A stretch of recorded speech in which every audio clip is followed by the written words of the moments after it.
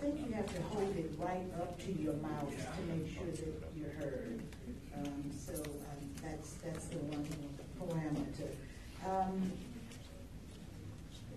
The format for the debate is that each individual will have 2 minutes to open, 1 minute at the end to close, 2 minutes to answer questions, and 1 minute to rebut.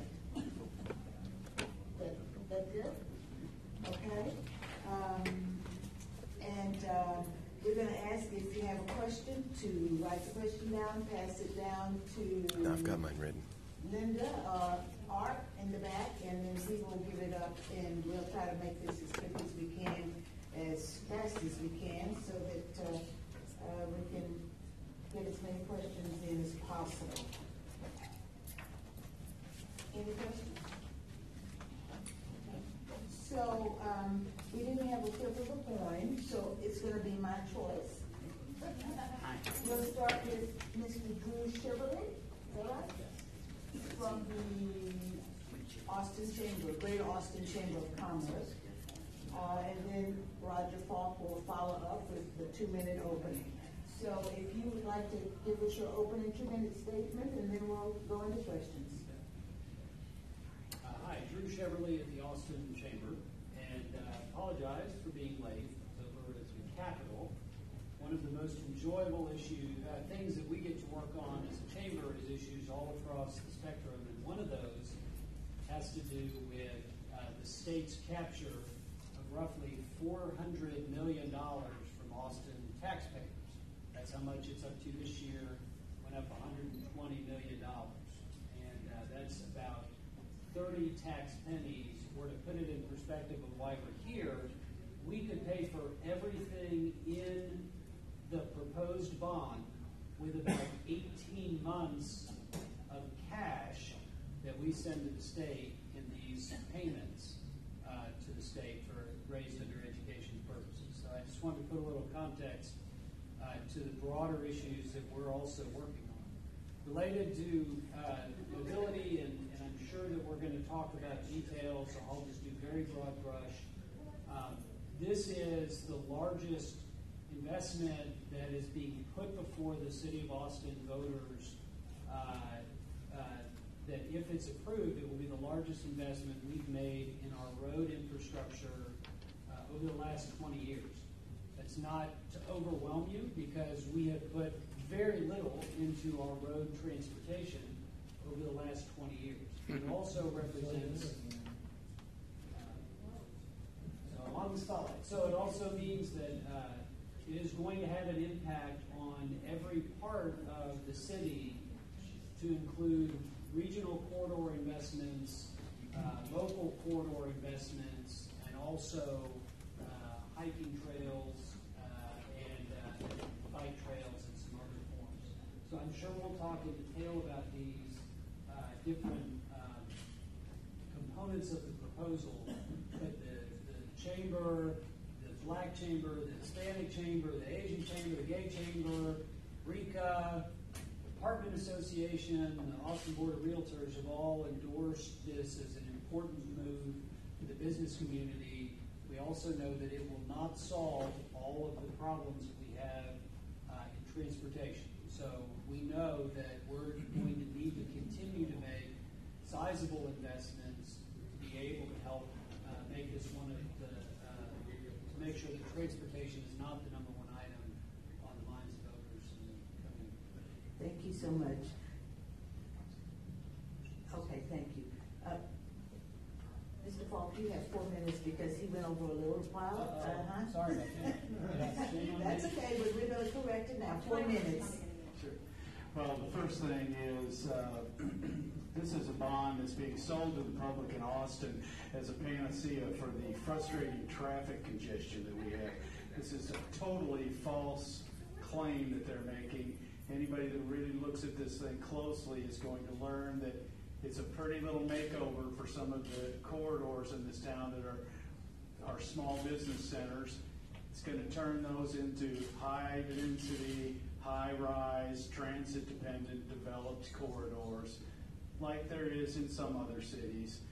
I think it's very disingenuous to try to exploit that frustration that we have with traffic congestion here. The whole package is so much more money than the voter has been told. It's almost a crime. And our mayor yesterday came out to dispel some myths. Unfortunately, he just perpetuated these same myths that they've been putting out. This thing is $1.7 billion plus.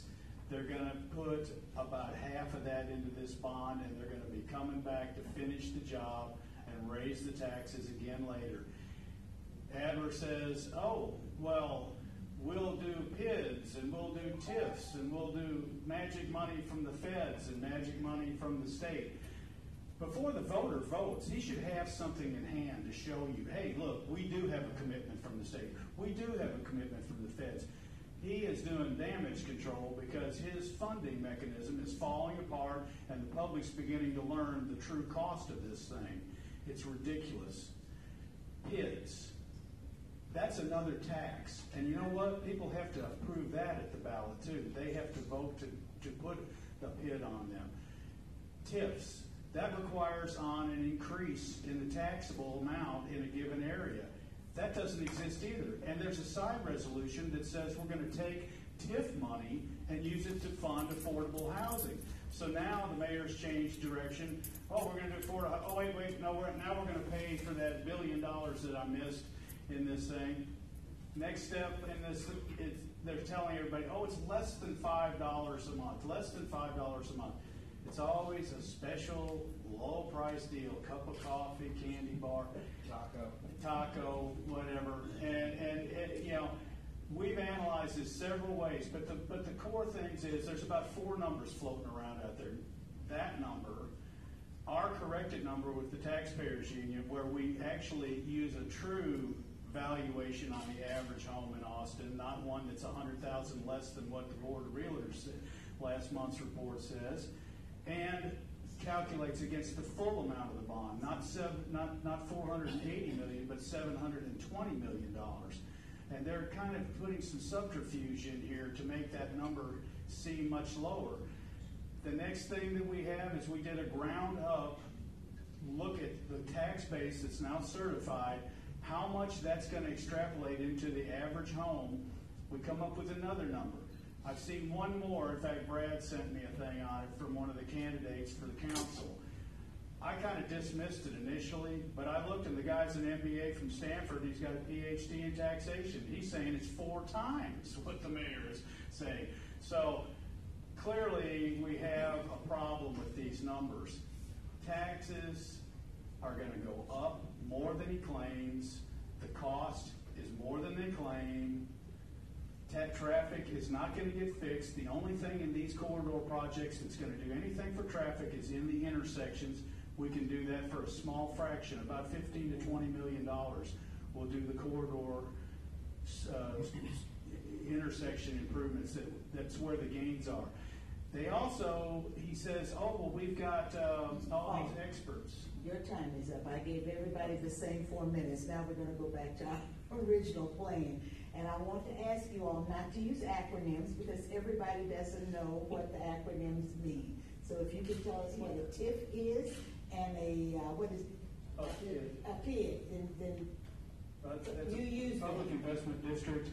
What it is, it's where an area of town, well, the downtown area is a PID right now. They can vote to put an additional property tax on their properties to fund things in that district. Okay, Now, so what's a TIF? A TIF is a tax increment funding mechanism, and what that does is it says, okay, this area is getting some improvements. Those improvements are going to result in the area being energized as far as its tax base, its appreciable value on the properties there. So they take the base number, and then as it appreciates, they take those taxes and then they apply those into the area. Neither of these are actually funding mechanisms. We just needed you to explain what those acronyms meant so everybody was on the same page. I hate inside and outside language, so now we all know what that means. So were there questions? Anybody have a question? If not, I will ask one to get us started while you all are shy. I can see this is a shy group. No, it's on the card. You in the blue shirt. Okay, so let's start with, I'm not an engineer, I'm just a plain old regular or from the hood.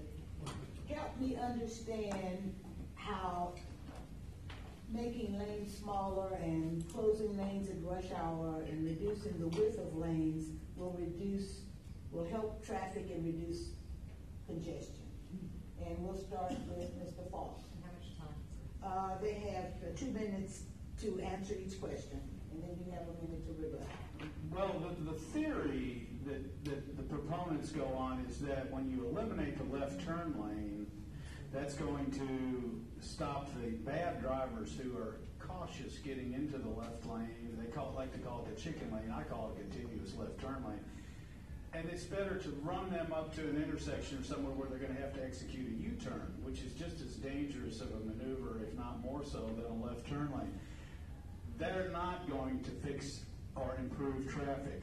The densification will increase the amount of activity in these corridors to the point of where any offset, even from the intersection improvements, is going to be negated.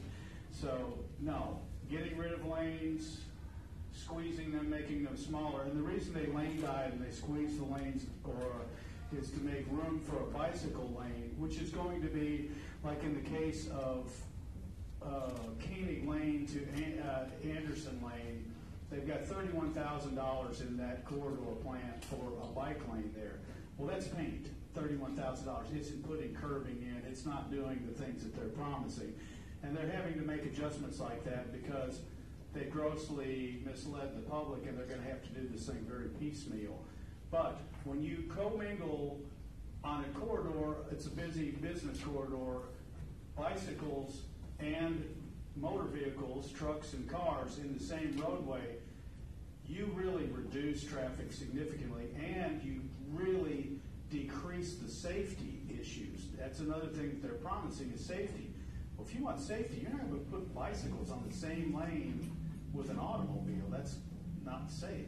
So no, it's just silly to even posit that those things are going to improve the traffic flow. They're taking 27 net miles out of the traffic lanes in this city.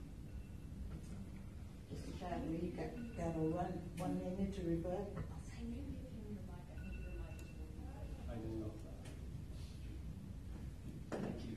So if you do restrict the number of No, talk to them. I just lanes. asked a question. Well, it was such a good question. I just wanted to say.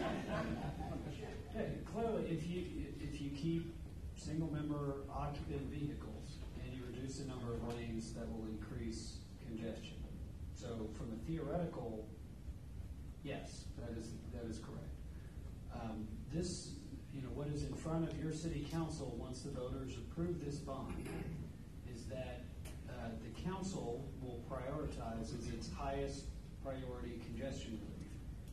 And so in front of y'all will be what are the best solutions to reduce congestion, and that is the first and foremost thing you're doing. So in the long-range plans on each of these corridors, I was going to bring the Riverside one, which was 277 pages, and it gummed up our printer, is that in these corridor studies, it does have different scenarios, but the long-term scenario is the one you're going to use. Thank you. No, he rebuts you when you did. Okay. Then you rebut. So the next question is from the audience. Do we have a timer? Okay. Chevrolet. Mm-hmm. If this is the largest improvement bond, why should we rush it through without more debate and input from the public? Well, so these corridor plans have been here a long time, and some of them go back to being initiated in 2011. There were hearings throughout communities and throughout neighborhoods all around the city. You can never have too much discussion. You can never have too much debate. Really? But these corridor plans, some of which go back to 2011. And so, it's a target-rich environment. You have so many areas that have congestion that it was critical that we move on this and not take another 2, 4, 6, 8 years. Sir, just a moment. We're gonna run this civilly. You're not gonna speak out. We're here to listen. They have an opportunity to speak. If you have a question, then just put it on a blue card and I will ask the question, okay? Thank you. Go ahead. Did you finish? Now you got 1 minute. Okay, the fallacy is the traffic congestion isn't on Riverside, it's not on Burnett Road, it's not on North Lamar. The traffic congestion's on 183 North, it's on 620, 360, 183 on the other side of town at the stoplights, on Mopac, on I-35. This thing's not touching any of that. Yeah, they're claiming some stuff on 360, it's bait. It's nothing. They're actually going to say they're going to do one grade separated intersection, and it costs $3 million more than they have in the total plan for the whole corridor. So these things should have waited for the 360 study from TxDOT to come out and their recommendations. That's due out at the end of the year, but they jumped the gun because they needed to sell you on some kind of corridor work. And let's not forget, TxDOT has domain over 360, not the city of Austin. Next question goes to Mr. Falk first for answer and then for rebuttal, Mr. Charbonnet. If we vote down Proposition 1, can the city spend $500 million in existing capacity in the transportation department without raising taxes? They claim that they have some headroom in that range. After seeing how far off these other numbers are, I'm afraid I can't really say with any sort of confidence that money is capable of being dispersed for the no tax increase that they're claiming. So I don't see it happening. Thank you. 1 minute to Rebecca. So $500 million is something you bond, and you pay a small increment each year of that. So we would not be able to bond $500 million in any given year. We would have to set aside a certain amount of money and reduce expenditures in other areas. Okay, keep the mic. It's your time now. That's right. I should have figured the order by now. Okay, stop it. What is the measurement used for Austin's traffic today? What is the current baseline for Austin's traffic? Well, I know what we use. There's a number of people who use things I can't say in a civil place about how they rate it, but we use the travel time index, and travel time index is the comparison between how fast you get to something when no one is on the road to how fast you get to someone during peak congestion. So we use travel time index as our primary way of looking at congestion. Yeah, you also do traffic studies, which are required by state law for determining like speed limits, and you can see how much traffic goes through a given corridor. That'll give you some idea of the traffic issues. One of the corridors they want to fix, which is South Lamar, by the way, in the last 10 years has actually had a reduction in traffic, but we need to fix it for some reason. So I think it's kind of interesting, but there's a lot of metrics. I was recently reviewing some global traffic studies that shows the commuting time averages for different countries, and I was really surprised. Italy was the best, and the U.S. was second best, and France and UK and some of these other countries have almost double the commute times we have in the United States, and we do complain about it a lot. Thank you. Okay, so the question is, this is about business entrepreneurs on our corridors. How will small local businesses survive multi-year corridor improvements? Well, I've been spending quite a bit of time going down on the corridor and actually meeting with people in small businesses on these corridors, and they're terrified of what's going to happen just from the construction phase alone, how it will block and cut off so much of their customer traffic. Many of them feel that their businesses won't survive. And this is a great big real estate play. Let's be honest, it's a big development play. They really would like to get these businesses off those corridors and open that up so they can have these nice little boulevards, buildings right up to the street, nice high-rise, retail first floor, lots of people living in little boxes up above, because that fights that evil sprawl, but it does cramming. And so these businesses, it's heartless. This thing is heartless. If you went out and talked to these businesses, I wish our mayor would go out and talk to some of them. They're going to get run out of this town. And here's the problem. I'm a commercial landlord, and I know my tenants that come to me, how they are struggling to make their rents and how hard it is for them to find a place to relocate or to even locate. When we run these businesses off these corridors, they've got no place to go. So we're losing jobs. We're losing local iconic small businesses. This is a disaster, and it's heartless. 1 minute. Sure. So I'd love to go with you and have these. Tomorrow morning at 9:30. I'll be glad to take you. Correct. All right. I'll give you mine. All right. Perfect. There you go. Yeah, we certainly want to be able to gauge the impact on it. We've just got a supply-demand issue. I think you can appreciate. We've got 110 net people moving here or being born here a day, and we don't have enough places for them to live, and we don't have enough commercial real estate, and so yeah, it is going to displace. And so the question is, do you take steps now to grow the amount of housing units? Our estimate is you need about 15,000 new housing units a year to keep prices at the level they're at right now. Last year we built fewer than 4,000 housing units. So, look, when you have that many people coming here, you got to build stuff, and stuff's going to change, and we know it's going to change. Debbie, don't start it yet, because I need to tell you guys about, you probably read in the paper, one of my favorite Mexican food restaurants, El Azteca, is closed today. This is their last day because of the development on 7th Street kept the construction so long that people stopped coming. And so that was one of those small family businesses that went out because we have a new, no lanes, no nothing, just new street. And so those are the kinds of things that I'm concerned about. So I just needed to have that little privilege there. So, Mr. Shively. Yes. The bond package rests on, you all write really good sometimes. The bond, and my bifocals are not working. The bond package rests on corridor plans. 2 questions. I'm going to do them one at a time, and then if the answers to that is no, then I go to the 3rd one. Have these plans been adopted by City Council? The corridor plans. The corridor plans been done? Adopted by the City Council. By this City Council, I don't believe that they were. Or I think any other prior City Council as well. Okay?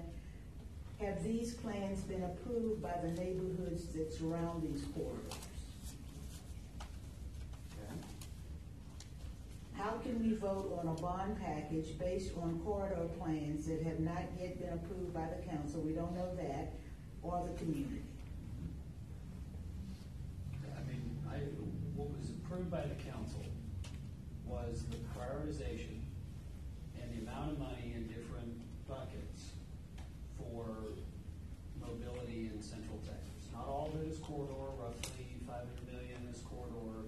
You've got regional that does hit on Anderson Mill and 183 and 620 and a couple other places. So no, they weren't approved by the neighborhood association, and no, I don't think it's appropriate to require that they do be approved by the neighborhood association, because a whole lot of people drive on it beyond just those in those areas. Well, that is a complaint, and this stuff is going to really affect the neighborhoods that are adjacent to the corridors. They're very concerned about it, and they're very concerned about the combination of this and Code Next and how far it's going to come into these neighborhoods, because it's going to do several things. When we build all these houses that you say we need, we're going to also increase the land values on these corridors. These adjacent neighborhoods, that appraisal is going to spill into those neighborhoods. It's going to drive gentrification. This thing's a big gentrifying machine. And it's going to create a lot of unintended consequences. The neighborhoods absolutely should have been part of this process.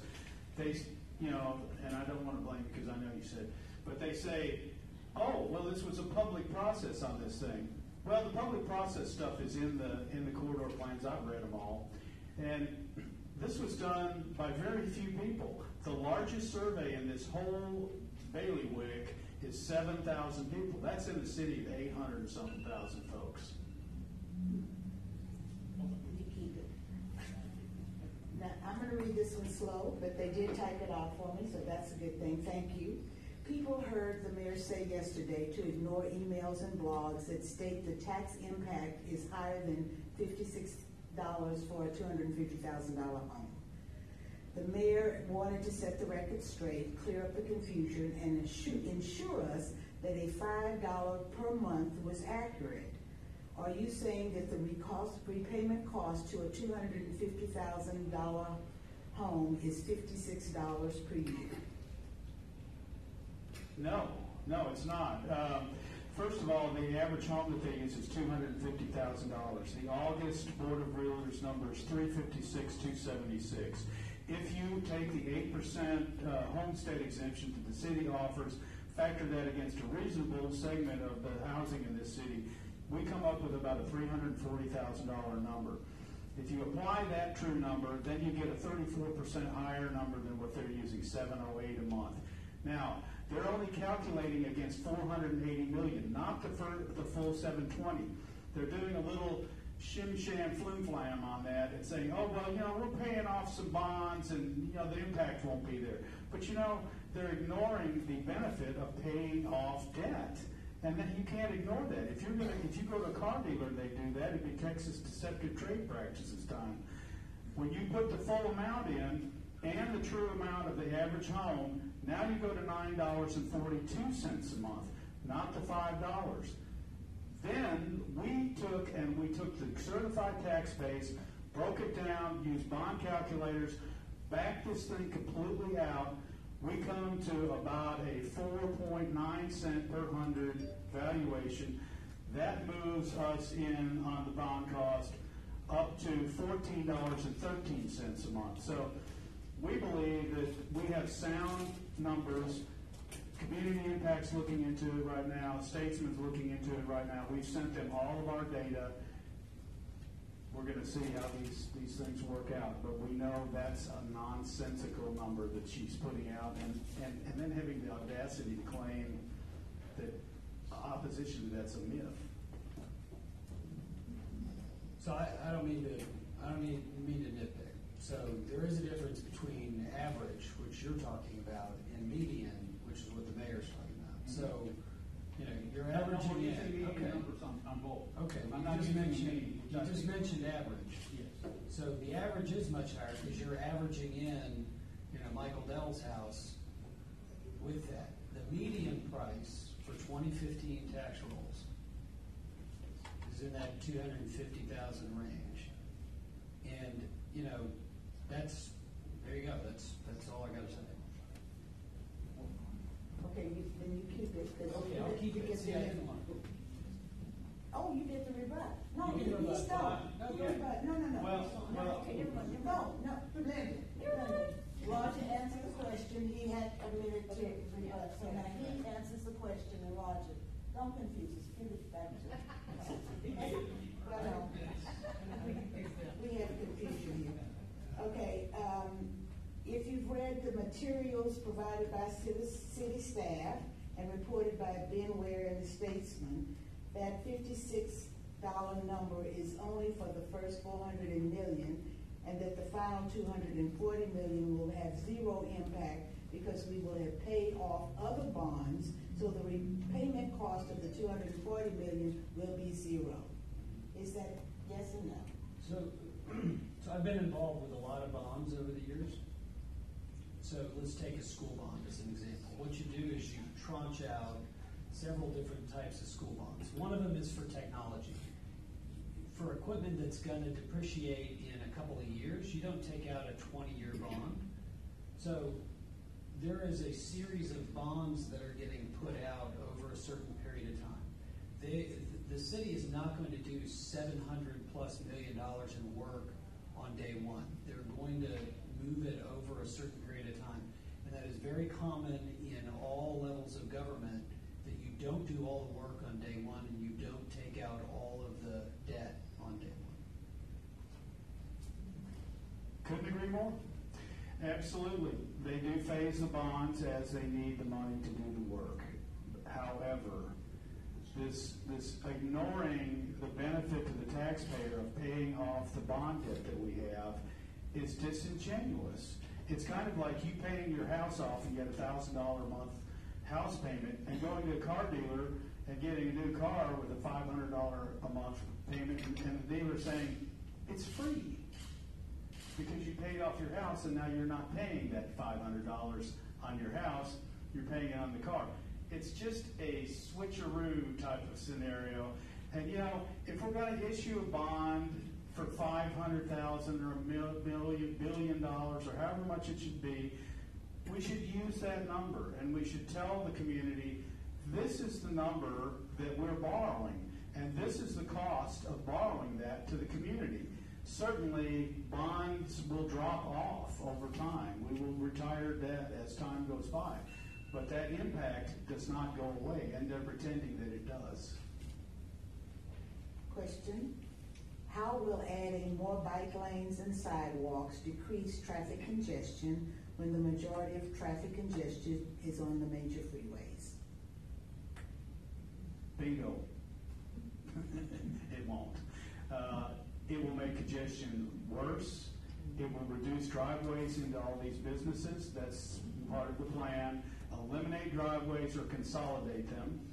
They're going to do a lot of things to facilitate these bike and walkways.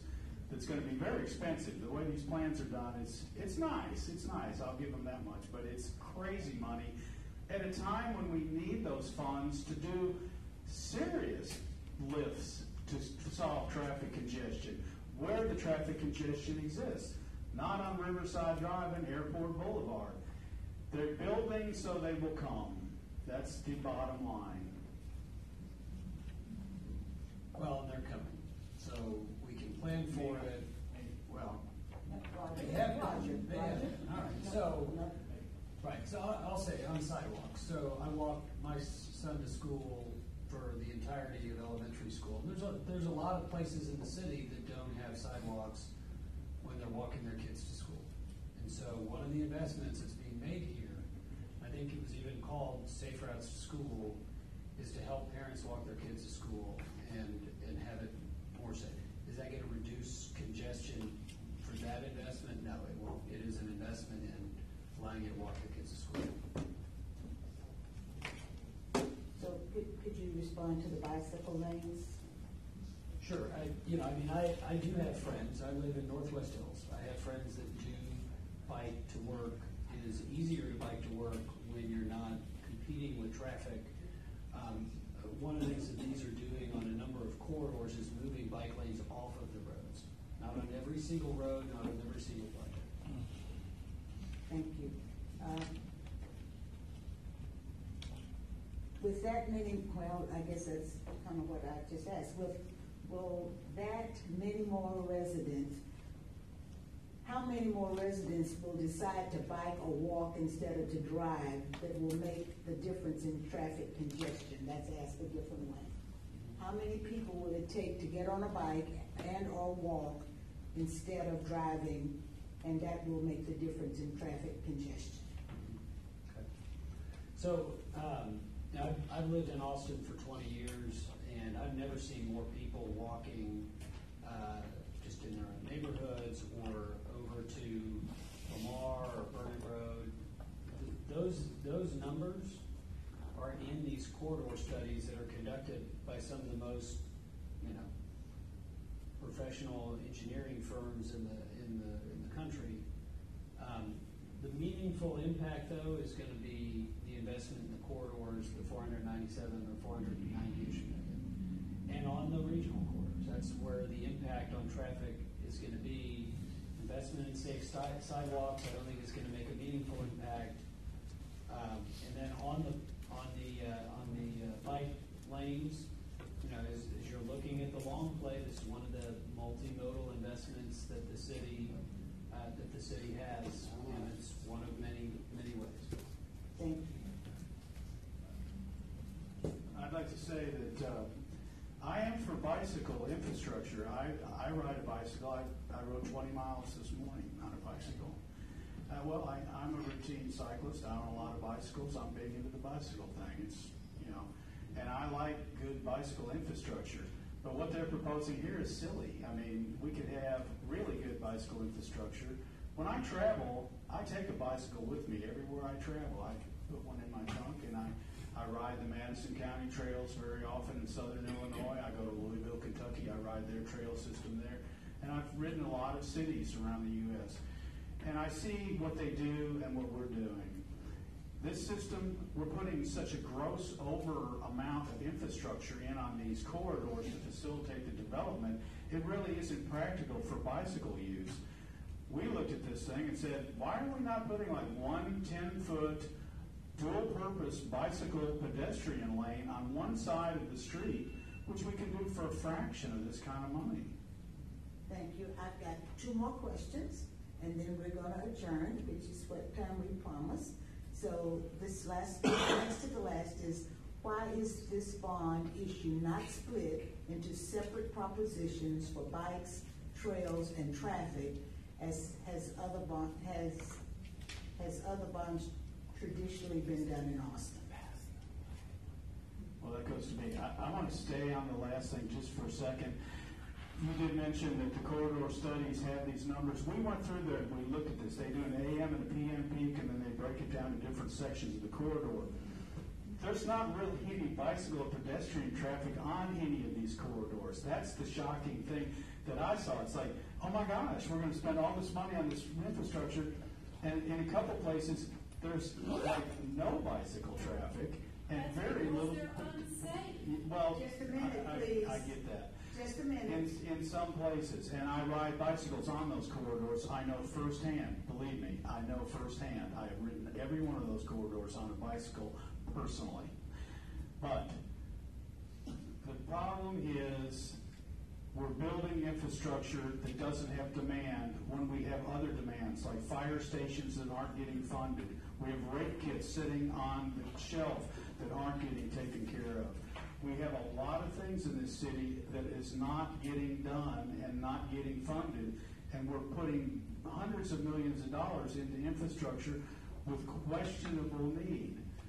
Now, I've completely forgotten the question. That had to do with why it wasn't separated. Oh, it was not separated probably because the corridor plan is so odious, they had to link it to the other plans that did have some merit. So, because if they disconnected it, it would go down like the Titanic and everyone's going to be floating. I wouldn't use the word odious, but I do think it has been an interesting partnership between the business community, the tech community, and folks who call themselves the trail dogs. So, we've all worked together. I'm sure there's more roads in it than they would have wanted. I'm sure there's more parks in it, trails in it than others would have wanted. But it is meant to be a well-rounded and balanced package that is to help us prepare for and better plan for and be in better control of the 110 net people moving here today. This is the last question. There was a preamble to it, but I'm going to cut to the chase. No one has talked about what will help South Lamar or other corridors if this bond fails. What do you recommend to alleviate the traffic on South Lamar and the other corridors? Well, I think first I want to thank y'all for being here because, we have an abysmal voter turnout rate and an even lower engaged turnout rate. So thank you for being here. It doesn't matter what level of government you go to, it's just shocking how few people get engaged. So thank you for being here. The South Lamar question, I'd say, is the same for, Mr. Falk has been very eloquent about all of the different projects that still need to be done and the need to come back to you, the voters, to help build them. It's going to cost money. There is no free money. We can hope for it, but there is no free money. So South Lamar is the same as the other $1 billion in this, and really, if you looked at all needs, it's probably like $8 or $9 billion. Where's that going to come from? Well, probably it's going to come over the next 30 years from us. So, you know, that's kind of the way it is. And, you know, we can hope the growth isn't coming, but it hasn't been that way in the last 20, 30, 40, 70 years. It's been a very linear growth over the last 100 years. So I'm expecting that it'll continue. I'd rather be in a position where we're proactive about it and, you know, kind of look at it with a cold, rational eye. So thank you all for being here. I appreciate it. Thank you, Roger. I second that. Well, this all assumes that everybody wants to live in a little box, and that's great for millennials and certain folks, but a lot of people, this gentleman lives in Northwest Hills. I don't think he lives in a little box, but that's right. And you might have some kids that you want a backyard and have a dog and some things that are going to be a little problematic in these little shoe boxes stacked up along the corridors. So I guess you get back to the question of is this the best philosophy and design for living for our city to accommodate growth? Are there other alternatives that may be more affordable? Because quite honestly, again, being a landlord, I look at my competition and I see what the prices are in this stuff that they're building. It's great for the Chamber of Commerce and the real estate people, the developers, but it's not so great for the people that have to rent and pay these super high rents. I mean, I can't believe how much they're charging. The study came out today that says that commercial lease space is higher in Austin than Los Angeles. It's And Chicago. And Chicago. So everybody has a 1 minute to kind of wrap up. You kind of wrapped up, but you didn't get a chance to do it again because you may have thought about something in the last couple of minutes. So since he started, if you'll wrap up, you got a minute. Sure. I just see this as a half-baked plan. The numbers are all over the place. They have changed the game plan so many times. I sat here a month ago with Mr. Wick and Mr. Sith, and one of them said, well, we've got to pass this to figure out what's in it. And I said, man, the last time they said that, my health insurance doubled. So I'm a little concerned about that. But even today or yesterday, the mayor is talking about things that weren't in the plan. Oh, well, now we're not going to do the Riverside part of the plan. Well, he's like changing the plan to accommodate his critics. Either you do the plans that you did, or you don't do the plans that you did. But they are in such confusion on this thing. I think it takes 18 months to normally create a bond package like this. They did it in a few months. They rushed all the council members, bribed and bullied them, to use Aura's terminology, and That's your minute. it's wrong.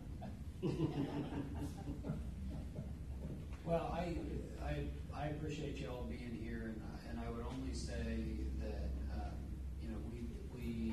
we're living in times where it's better to have a plan. We just got back from Seattle. The median home price is $650,000. We were in San Francisco. The median home price is $1 million. So we can't stop growth, but we can plan for it. Does that mean smaller in the next 30 years? Probably. Sprawl is a heck of a lot more expensive to pay for, and so Seattle, they're putting a $54 billion transportation bond on their proposal. So it's huge, guys. So if you go to Boston, if you go to the places that are going to diversify their economies, they are even dealing with more difficult issues than we are. So thank you very much for being here. Thank you. And I want to thank you both for being here and sharing. Let's give them both a hand.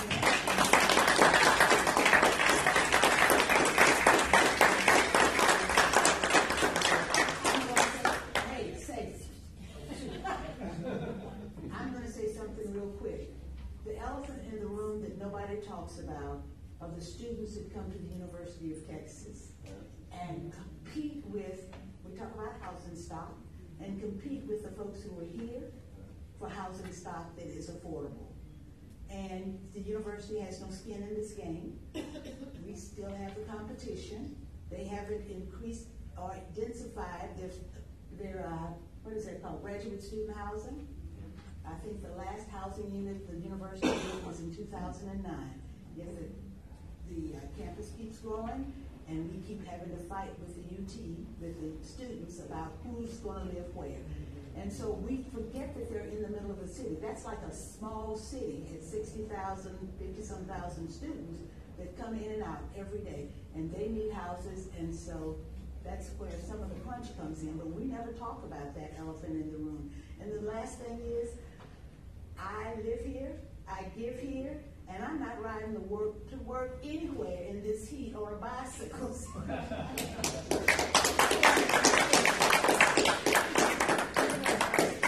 A break, y'all. We are going to stop, but I do want to ask you to, if you have a position on the bonds after hearing this debate or before, please talk to the people who are here about how you can help with whatever side you're on. That's what I would urge you to do. And y'all had that little half sheet. I'm recruiting here tonight. I'm looking for people who want to help build this coalition, because I agree you cannot fight growth, but I do think that you can fight the growth machine. So join us and get active. Thank you.